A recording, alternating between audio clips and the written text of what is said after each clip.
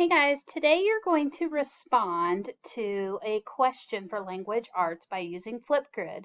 Where it says enter ID or scan QR ID code, you are actually going to type in, I copied and pasted, but you're going to type in your student number. Student number is like what you type in to go to check out library books or when you go to buy lunch.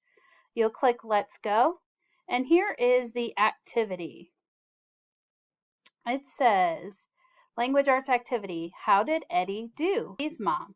What would be your response? Make a video responding as if you are Eddie's mom.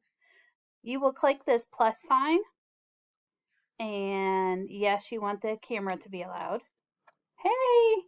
And you will hit record and you'll respond to that question as if you are Eddie's mom.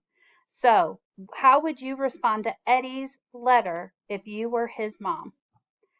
And then once you get done recording, then it will save automatically and I can see it in Flipgrid. I hope you have fun with this activity. Bye.